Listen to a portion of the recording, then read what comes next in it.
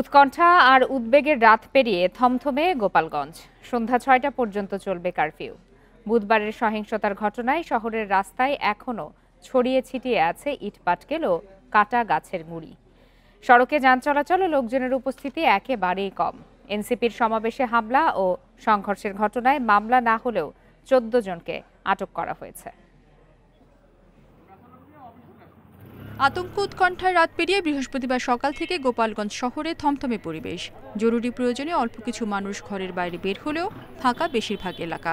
শহরের বেশিরভাগ দোকানপাট বন্ধ, রাস্তায় কিছু ছোট যানবাহন চলাচল করলেও বিভিন্ন রুটের বাসগুলো কারফিউর কারণে বন্ধ রয়েছে। বেলা বাড়ার সাথে শহরের লোকজনের উপস্থিতি কিছুটা বাড়লেও কমেনি আতঙ্ক। রয়েছে পুলিশ ও সেনাবাহিনীর টহল। এদিকে বুধবারের সংঘর্ষের ঘটনায় আহত বেশিরভাগই আছেন গ্রেপ্তার আতঙ্কে।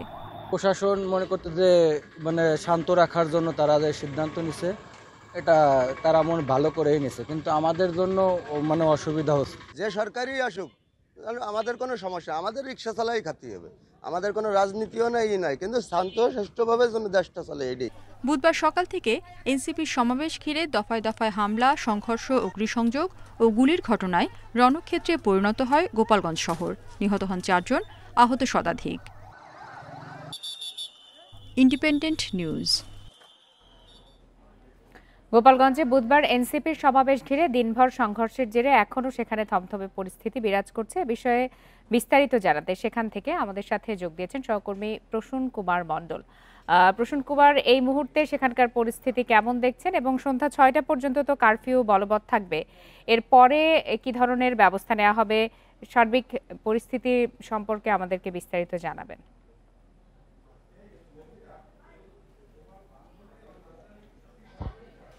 গোপালগঞ্জে গতকাল রাত ৮টা থেকে কারফিউ চলছে, শেষ হবে সন্ধ্যা ৬টায়। জেলা প্রশাসক মহোদয় সাংবাদিকদের সাথে একটি মতবিনিময় করবেন বলে আমাদের জানিয়েছেন। এরপরে পরবর্তী সিদ্ধান্ত গ্রহণ করা হবে যে কারফিউ থাকবে কি থাকবে না, শিথিল করা হবে কি হবে না। তো গোপালগঞ্জের এই কারফিউকে কেন্দ্র করে গোপালগঞ্জে সকাল থেকে তো আছেই, গতকাল রাত থেকে মানুষের আনাগোনা কিন্তু কমে গেছে। আমি এখন দাঁড়িয়ে আছি জেলা প্রশাসক কার্যালয় আদালত ভবনের সামনে। সেখানে দৃশ্য দেখাচ্ছি আপনাদের। দুই একটি রিক্সা ছাড়া কিন্তু মানুষজন নেই বললেই চলে। কিছু লোক আছে যাদের আত্মীয় স্বজন পুলিশের হাতে ধরা পড়েছে, তারা এই আদালত ভবনের সামনে এসে বসে আছে। আর গোপালগঞ্জের যে সাধারণ মানুষ, এই সাধারণ মানুষ কিন্তু ঘর থেকে সকাল থেকে বের হয়নি। রাত্রে তারা ঘরে ঢুকেছে, সকালেও বের হয়নি। কিছু লোক বের হয়েছিল কাঁচা বাজার করতে, এবং স্কুল কলেজ বন্ধ রয়েছে। গোপালগঞ্জের এইচএসসি পরীক্ষা বন্ধ রাখা হয়েছে কারফিউর কারণে। আমি জেলা প্রশাসক কার্যালয়ের সামনে প্রশাসনের কিছু গাড়ি ছাড়া ব্যক্তিগত গাড়ি কিন্তু রাস্তায় চলাচল করছে না। তো গোপালগঞ্জের যে পরিবেশ, এখন সকালের পরে এখন বিকাল প্রায়, তবে আগের থেকে স্বাভাবিক হওয়া শুরু করেছে বলে মনে হচ্ছে, কারণ যতই সময় যাচ্ছে এই কারফিউকে কেন্দ্র করে আইন শৃঙ্খলা বাহিনীর তৎপরতা কেমন চোখে পড়ছে, আর সেই সাথে জানাবেন যে ১৪ জনকে আটক করা হয়েছে তাদের বিষয়ে কি ধরনের তথ্য পেয়েছেন আপনি?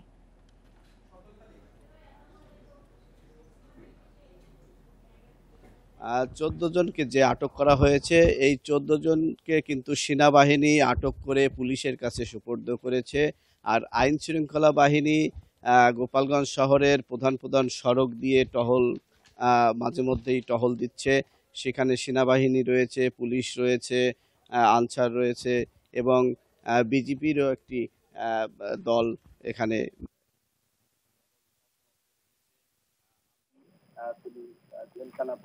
জানাচ্ছিলেন সহকর্মী প্রসূন কুমার মণ্ডল। এদিকে গোপালগঞ্জে এনসিপির ওপর হামলার ঘটনা তদন্তে ৩ সদস্যের কমিটি গঠন করেছে অন্তর্বর্তী সরকার। বৃহস্পতিবার এক সংবাদ বিজ্ঞপ্তিতে এই তথ্য জানান প্রধান উপদেষ্টার প্রেস সচিব শফিকুল আলম। তদন্ত কমিটির আহ্বায়ক হিসেবে দায়িত্ব পালন করবেন স্বরাষ্ট্র মন্ত্রণালয়ের সিনিয়র সচিব নাসিমুল গনি। তার সঙ্গে থাকবেন জনপ্রশাসন মন্ত্রণালয় এবং আইন ও বিচার মন্ত্রণালয়ের 2 জন অতিরিক্ত সচিব। এই কমিটিকে ঘটনাগুলো তদন্ত করে 2 সপ্তাহের মধ্যে প্রধান উপদেষ্টার দপ্তরে প্রতিবেদন জমা দেওয়ার নির্দেশনা দেওয়া হয়েছে। সহিংসতা, মৃত্যুর ঘটনা কিংবা যে কোনো অবৈধ কার্যকলাপে যারা জড়িত তাদের বিরুদ্ধে যথাযথ আইনি ব্যবস্থা নেওয়া হবে বলেও জানানো হয় বিজ্ঞপ্তিতে।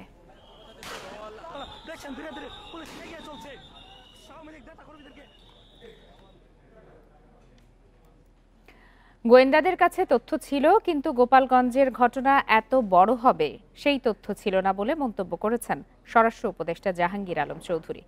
বৃহস্পতিবার সচিবালয়ে নিজ দপ্তরে তাৎক্ষণিকভাবে সাংবাদিকদের প্রশ্নের জবাবে কথা বলেন তিনি। এ সময় তিনি আরও বলেন, ভবিষ্যতে যেন এ ধরনের কোনো ঘটনা না ঘটে সেজন্য সব ধরনের নির্দেশনা দেওয়া হয়েছে। গোপালগঞ্জে অন্যায়কারীদের ছাড় দেওয়ার কোনো প্রশ্নই ওঠে না। পরিস্থিতি এখন স্বাভাবিক রয়েছে। অপরাধীদের সবাইকে আইনের আওতায় আনা হবে বলেও জানান তিনি।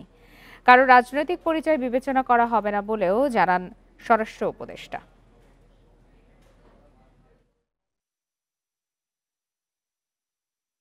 গোয়েন্দাদের তো তথ্য ছিল, বাট এত পরিমাণ যে হবে ওই তথ্যটা হয়তো ছিল না। আমরা তো নির্দেশনা দিছি ওখানে ভবিষ্যতে যেন এই ধরনের ঘটনা না ঘটে এই জন্য সব ধরনের প্রিকশন নেওয়া হবে। গোপালগঞ্জের ঘটনায় আইন শৃঙ্খলা বাহিনীর ভূমিকা নিয়ে প্রশ্ন নেই।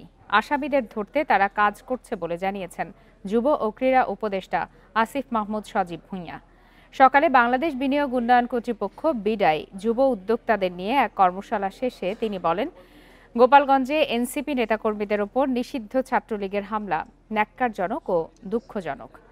এক প্রশ্নের জবাবে তিনি বলেন, নির্বাচন কমিশনের ওয়েবসাইটে নৌকা প্রতীক থাকা জুলাই চেতনার সাথে সাংঘর্ষিক। তিনি বলেন, যে দল জুলাইয়ে হত্যাকাণ্ড ঘটিয়েছে এবং দীর্ঘদিন মানুষের ভোটাধিকার হরণ করেছে সেই দলের মার্কা নির্বাচন কমিশনে থাকা দুঃখজনক।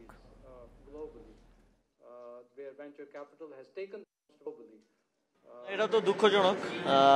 আমরা লক্ষ্য করেছি যে সারা দেশ থেকে বিভিন্ন সন্ত্রাসীরা সেখানে গিয়ে আশ্রয় নিয়েছে এবং গতকালকে একটা ন্যাক্কারজনক ঘটনা সেখানে ঘটেছে। এটা আমরা কখনোই প্রত্যাশা করি না। আমরা চাই যে শান্তিপূর্ণভাবে, বাংলাদেশের মানুষ শান্তিপ্রিয়, শান্তিপূর্ণভাবেই সবকিছু রাজনৈতিক কার্যক্রমও চলবে, এটাই আমরা প্রত্যাশা করি। এবার জুলাই অভ্যুত্থান নিয়ে প্রতিবেদন।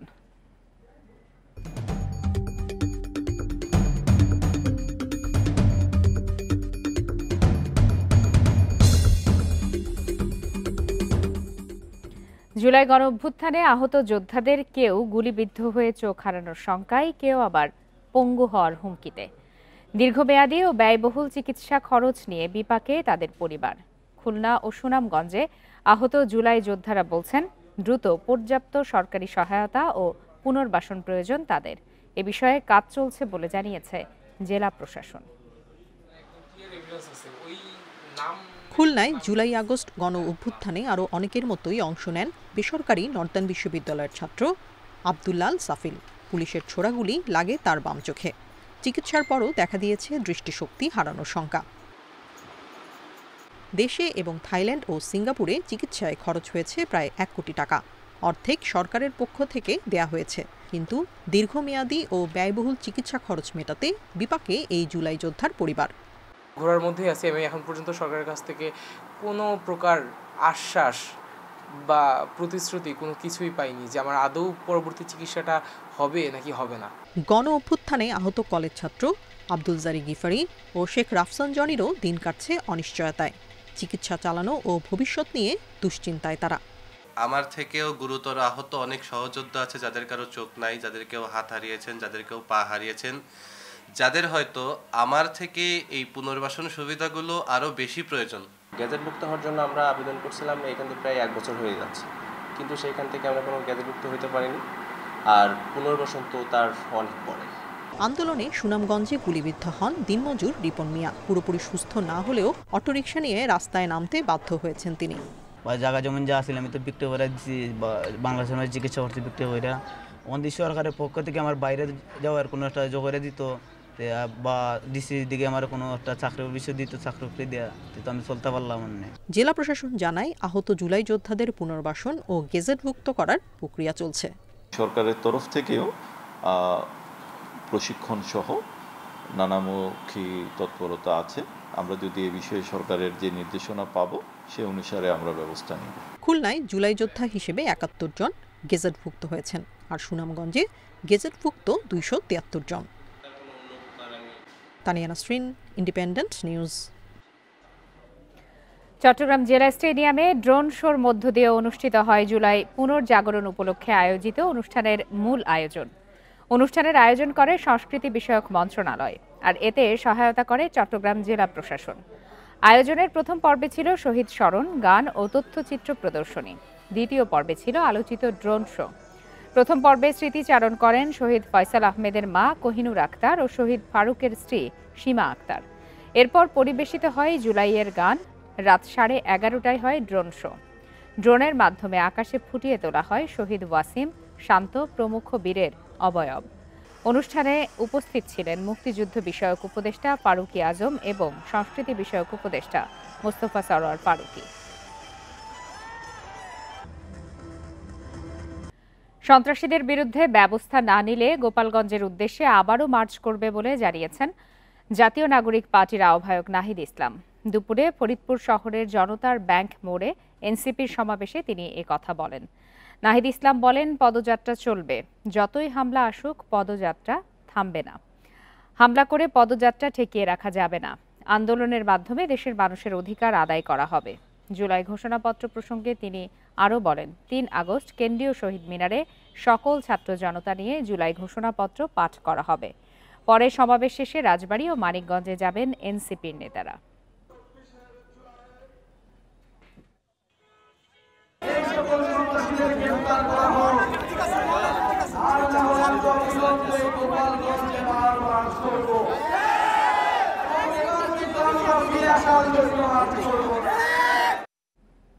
এ বিষয়ে আরো বিস্তারিত জানাতে এই মুহূর্তে রাজবাড়ী থেকে যোগ দিয়েছেন সহকর্মী শামীম রেজা। শামীম রেজা, ফরিদপুরের পর তো রাজবাড়ী এবং মানিকগঞ্জে যাবে এনসিপির এই পদযাত্রা। সেক্ষেত্রে এই মুহূর্তে আসলে পদযাত্রাটি ঠিক কোথায় অবস্থান করছে, আর রাজবাড়ীতে বিশেষ কোনো কর্মসূচি রয়েছে কিনা?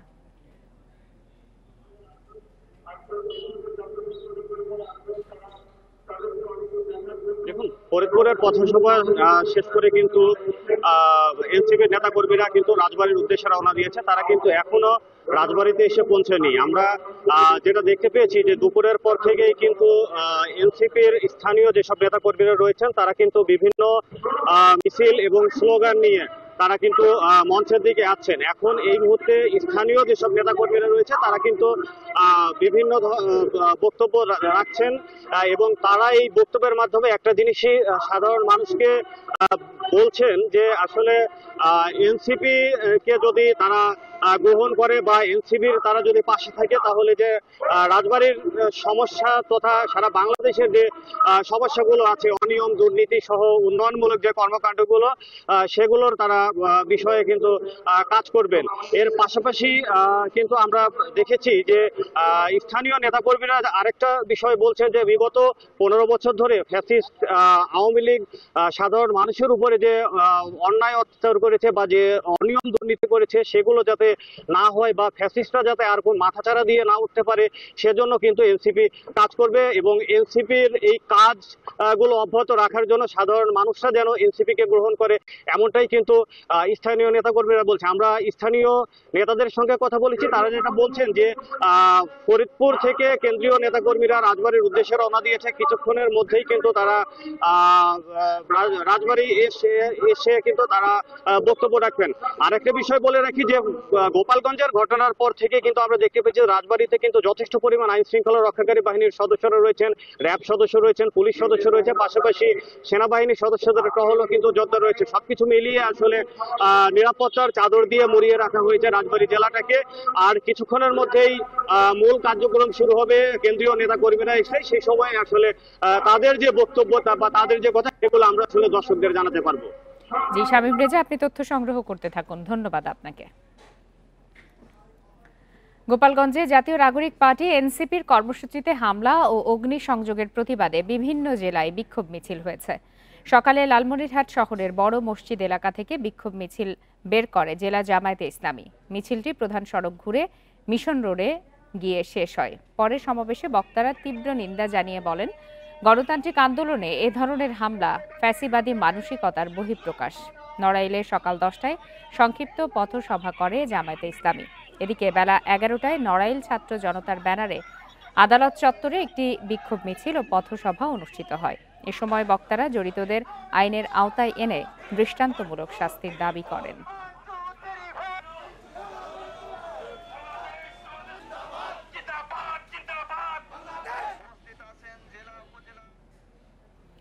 সারা দেশে আইন শৃঙ্খলা পরিস্থিতির অবনতি ও ষড়যন্ত্রমূলকভাবে অস্থিতিশীল করার চেষ্টার প্রতিবাদে বিভিন্ন জায়গায় সমাবেশ ও বিক্ষোভ মিছিল করেছে যুবদল।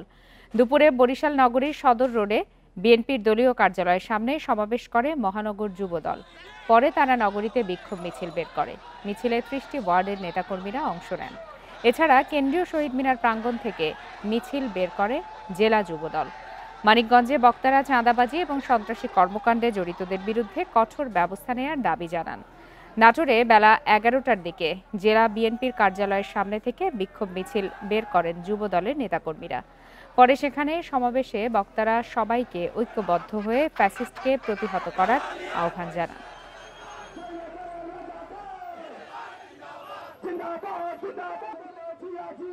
বাংলাদেশের সকল নেতাকর্মীদের কাছে আমার আহ্বান, যার যার এলাকায় আপনারা ঐক্যবদ্ধভাবে এই ফ্যাসিস্টকে প্রতিহত করতে হবে।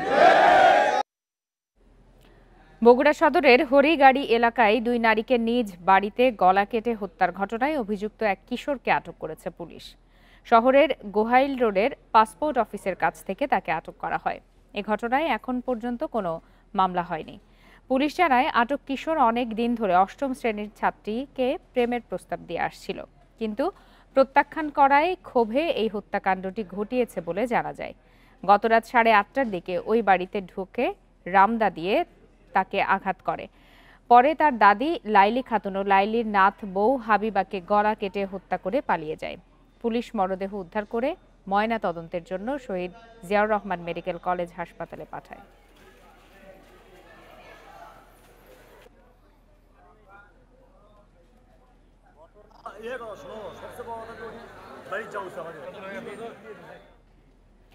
দেশের আইন শৃঙ্খলা পরিস্থিতির অবনতির প্রতিবাদে যুবদলের বিক্ষোভ সমাবেশে বক্তব্য রাখছেন বিএনপির স্থায়ী কমিটির সদস্য সালাউদ্দিন আহমেদ। আমরা সরাসরি চলে যাচ্ছি সেখানে। প্রফেসর ইউনূস সাহেব, মাননীয় প্রধান উপদেষ্টা, আপনি যথাযথ প্রক্রিয়ায় নির্বাচন কমিশনে নির্বাচনের প্রস্তুতির জন্য ফেব্রুয়ারির প্রথম সপ্তাহে নির্বাচনের প্রস্তুতির জন্য আপনি আপনার মেসেজ ইনস্ট্রাকশন যথাযথ প্রক্রিয়ায় দিবেন। কিন্তু আমরা লক্ষ্য করলাম আপনি আইন শৃঙ্খলা বাহিনীর সাথে বৈঠক করছেন, প্রস্তুতি নেওয়ার কথা বলছেন, কিন্তু নির্বাচন কমিশনকে আপনি এখনো অফিসিয়ালি ফেব্রুয়ারির প্রথম সপ্তাহে নির্বাচন অনুষ্ঠানের জন্য এখনো কোনো যথাযথ প্রক্রিয়ায় ইনস্ট্রাকশন দেন নাই। আশা করব এই জাতিকে আশ্বস্ত করবেন, জনগণকে আশ্বস্ত করবেন, অতি শিগগির যথাযথ প্রক্রিয়ায় প্রধান উপদেষ্টার কার্যালয় থেকে সেই মেসেজ আপনি নির্বাচন কমিশনে প্রদান করবেন। আমরা চাই বাংলাদেশে যে নির্বাচন সর্ববিশ্বতে অনুষ্ঠিত হবে এই নিরপেক্ষ সরকারের অধীনে, সেই নির্বাচন যেন পৃথিবীর মধ্যে একটি দৃষ্টান্ত স্থাপন করে। এটা অবাধ ও সুষ্ঠু নিরপেক্ষতায় যেন একটি জ্বলন্ত প্রমাণ হয়, সারা পৃথিবীর কাছে প্রশংসিত হয়, এর স্বচ্ছতা নিয়ে যেন কোনো প্রশ্ন না ওঠে। সেজন্য আমরা বাংলাদেশের সকল গণতান্ত্রিক রাজনৈতিক শক্তি ঐক্যবদ্ধভাবে সকলে মিলে আপনাকে সহযোগিতা করব, সহযোগিতা করতে আমরা অঙ্গীকারাবদ্ধ, এই জাতির কাছে আমরা অঙ্গীকারাবদ্ধ। আমরা সহযোগিতা করার জন্য অঙ্গীকার করেছি, কিন্তু সরকারের পদক্ষেপ দেখে মানুষ যেন আশ্বস্ত হয় যে তারা আমাদের সহযোগিতা নিতে চায়। যেন এরকম কোনো প্রশ্নের উদ্বেগ না হয় যে বিভিন্ন কায়দায় যারা ইস্যু সৃষ্টি করছে, সুপরিকল্পিতভাবে নির্বাচনকে বানচাল করার জন্য, সুপরিকল্পিতভাবে নির্বাচনকে বিলম্বিত করার জন্য যারা চেষ্টা করছে, তারা যেন আশ্রয় প্রশ্রয় না পায়। যেন জনগণের মনে কোনো প্রশ্নের উদ্বেগ না হয় যে সরকার একটি নির্দিষ্ট দলকে বোধহয় সুবিধা দেওয়ার জন্য কোনোভাবে চেষ্টা চালাচ্ছে। আমরা প্রত্যাশা করি নাই ফেসিবাদী পতিত শক্তি গোপালগঞ্জে হোক আর যেখানে হোক গণ অভ্যুত্থানের শক্তির উপরে হামলা করার সাহস পাবে। আমরা আশা করি নাই এই জাতি কখনো এই দৃশ্য অবলোকন করবে যে গণ অভ্যুত্থানের অমিত সাহসী সন্তানদের উপরে ফেসিবাদী পতিত শক্তি হামলা করার সুযোগ পাবে, সাহস করবে। কিন্তু কেন?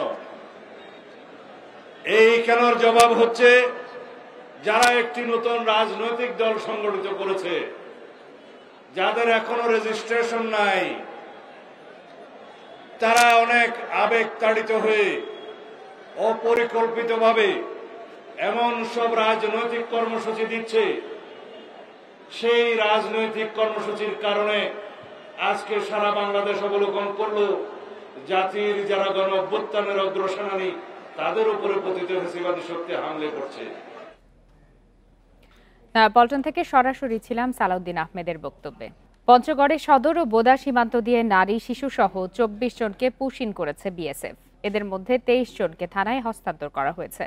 একজন ভারতীয় বলে প্রাথমিকভাবে ধারণা করছে বিজিবি জানায় বুধবার রাতে সদর উপজেলার সিংরোড সীমান্ত দিয়ে 17 জন ও বোদা উপজেলার মালকাডাঙ্গা সীমান্ত দিয়ে 7 জনকে পুশিন করে বিএসএফ। পরে বাংলাদেশের অভ্যন্তরে তাদের আটক করে বিজিবি সদস্যরা। তাদের বাড়ি নড়াইল ও বাগেরহাট জেলায়। এদের মধ্যে একজনের পরিচয় নিশ্চিত না হওয়ায় তার বিষয়ে তদন্তের পর ব্যবস্থা নেওয়া হবে। এছাড়া 23 জনকে পরিবারের কাছে হস্তান্তর সহ আইনি ব্যবস্থা নেওয়া হবে বলে জানিয়েছে পুলিশ। গত 2 মাসে 8 দফায় নারী শিশু সহ 116 জনকে পঞ্চগড়ের বিভিন্ন সীমান্ত দিয়ে পুশিন করে বিএসএফ। আমরা 6 জনকে পুশিনের হিসেবে পেয়েছি। এর মধ্যে 1 জন পুরুষ, 2 জন নারী, 3 জন শিশু। আমরা তাদের নাম ঠিকানা যাচাই করব, পরবর্তী আইনগত ব্যবস্থা করব।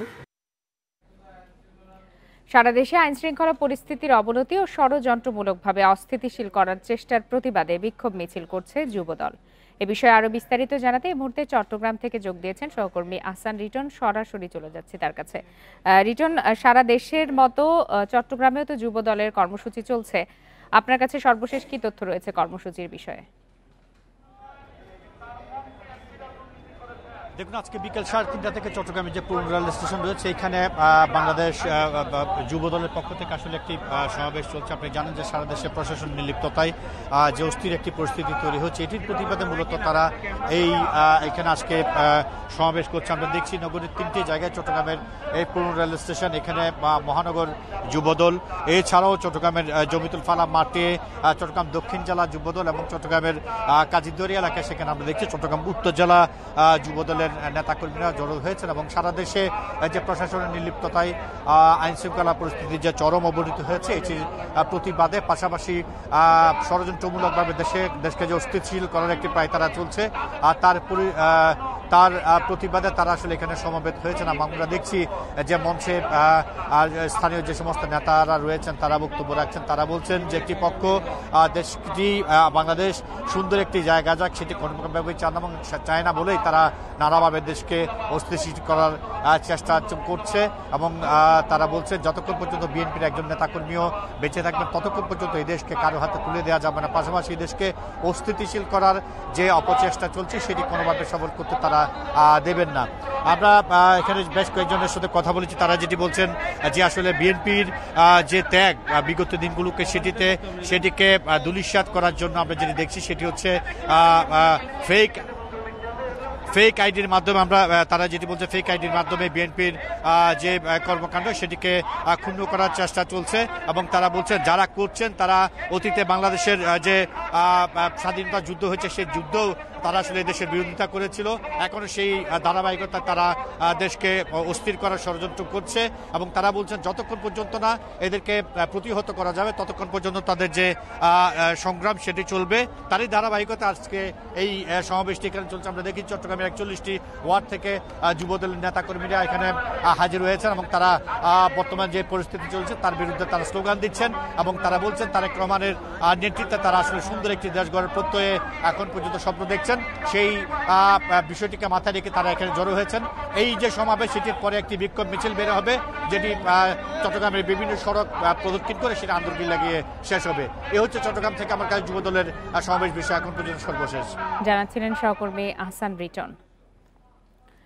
কিশোরগঞ্জের করিমগঞ্জে কৃষক সৈয়দ আলী হত্যা মামলায় 13 জনকে যাবজ্জীবন কারাদণ্ড দিয়েছে আদালত। দুপুরে সিনিয়র জেলা ও দায়রা জজ আদালতের বিচারক নুরুল আমিন বিপ্লব এই রায় দেন। রায় ঘোষণার সময় 7 জন আসামি আদালতে উপস্থিত থাকলেও বাকি 6 জন পলাতক। মামলার বিবরণীতে বলা হয়, বাড়ির সীমানা নিয়ে 2016 সালে 23 মার্চ নিয়ামতপুর বাসস্ট্যান্ড বাজারে আসামিরা দেশীয় অস্ত্র দিয়ে কুপিয়ে গুরুতর আহত করে। 29 মার্চ হাসপাতালে চিকিৎসাধীন অবস্থায় মারা যান তিনি। এ ঘটনায় নিহতের বড় বোন থানায় মামলা দায়ের করেন। দীর্ঘ 9 বছর তদন্ত ও সাক্ষ্য গ্রহণ শেষে আদালত এই রায় দেয়। এদিকে জামালপুর শহরের বোসপাড়ায় স্কুল ছাত্রীকে অপহরণ ও ধর্ষণ মামলায় চঞ্চল নামে এক ব্যক্তিকে যাবজ্জীবন কারাদণ্ড দিয়েছে আদালত। একই সাথে 1,20,000 টাকা অর্থদণ্ডও দেয়া হয়।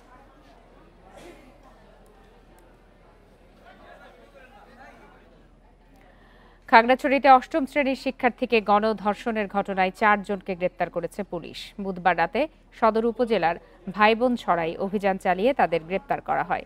তবে ঘটনায় প্রধান অভিযুক্ত ধর্ষক সোহেল ইসলাম পলাতক রয়েছে। মামলার বিবরণীতে জানা যায়, 27 জুন রথযাত্রা মেলায় অংশ নেয়ার পর রাতে আত্মীয়ের বাড়িতে যায় ওই শিক্ষার্থী। সেখানেই রাতে 6 যুবক জোরপূর্বক ঘরে ঢুকে আত্মীয়কে বেঁধে রেখে তরুণীকে ধর্ষণ করে। এ ঘটনায় 6 জনের বিরুদ্ধে মামলা করেন ভুক্তভোগী পরিবার। এদিকে গণধর্ষণের শিকার 8ম শ্রেণীর শিক্ষার্থীর পরিবারের পাশে দাঁড়িয়েছে জেলা বিএনপি। দুপুরে হাসপাতালে গিয়ে শিক্ষার্থীর খোঁজ খবর নেন ও আর্থিক সহায়তা তুলে দেন নেতাকর্মীরা।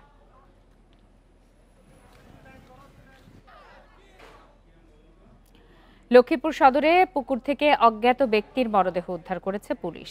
দুপুরে উপজেলার চররুহিতার রসুলগঞ্জ বাজার এলাকা থেকে মরদেহটি উদ্ধার করা হয়। পুলিশ জানায়, সকালে রসুলগঞ্জ বাজারের পাশের পুকুরে মরদেহ ভাসতে দেখে পুলিশকে খবর দেয় স্থানীয়রা। পরে পুলিশ ঘটনাস্থলে গিয়ে মরদেহ উদ্ধার করে। ময়না তদন্তের জন্য মরদেহ সদর হাসপাতালে পাঠানো হয়। নিহতের পরিচয় নিশ্চিতে কাজ করছেন তারা। হত্যা না অন্য কোনো কারণে তিনি মারা গেছেন তদন্ত করে ব্যবস্থা নেওয়া হবে বলে জানিয়েছে পুলিশ। জলাবদ্ধতা নিরসনে নোয়াখালীর সুবর্ণচরে গড়ে তোলা বিভিন্ন অবৈধ স্থাপনা উচ্ছেদে অভিযান চালানো হয়। সকাল থেকে চরবাটা ইউনিয়নের বাঁশখালীর শাখা খালে এই উচ্ছেদ অভিযান চালায় উপজেলা প্রশাসন। স্থানীয়রা জানান, সুবর্ণচরের বাঁশখালীর শাখা খালের কাজল মার্কেট এলাকায় দীর্ঘ 30 বছর ধরে অবৈধভাবে বিভিন্ন স্থাপনা গড়ে তোলা হয়। এতে খালের স্বাভাবিক পানি সরবরাহ বন্ধ হয়ে জনজীবনে বিরূপ প্রভাব পড়ে।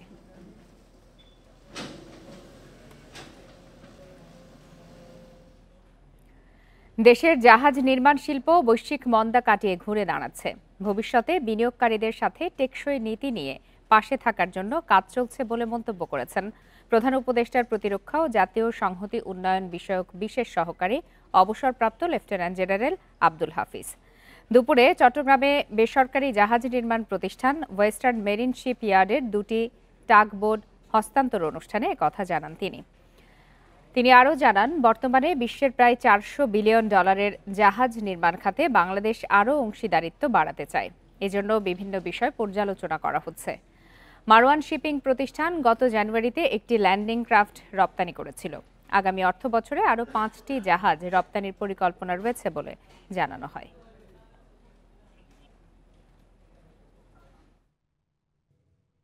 আমাদের শিপ বিল্ডিং ইন্ডাস্ট্রি অনেক বিপর্যয়ের মধ্যে দিয়ে পার করেছে। সেই বিপর্যয় আমরা গত কয়েক বছরে কাটিয়ে ওঠার চেষ্টা করছি এবং সেটার অংশ হিসেবে আমরা দেখতে পাচ্ছি যে আমাদের বাংলাদেশ থেকে আবার জাহাজ রপ্তানি শুরু হয়েছে। ঢাকা বাওয়া এক্সপ্রেসওয়েতে পিকআপ উল্টে আগুনের ঘটনা ঘটেছে। এতে পিকআপের সামনের অংশ পুড়ে যায়। সকাল 7টার দিকে মুন্সিগঞ্জের কামারখোলা ব্রিজের কাছে এই দুর্ঘটনা ঘটে। খবর পেয়ে শ্রীনগর ফায়ার স্টেশন ঘটনাস্থলে পৌঁছে আগুন নিভিয়ে ফেলে। এর পরপরই একই জায়গায় ঢাকাগামী 3টি যাত্রীবাহী বাস একে অপরের পেছন থেকে ধাক্কা দেয়। এতে কয়েকজন যাত্রী আহত হন। আহতদের উদ্ধার করে বিভিন্ন হাসপাতালে ভর্তি করা হয়েছে।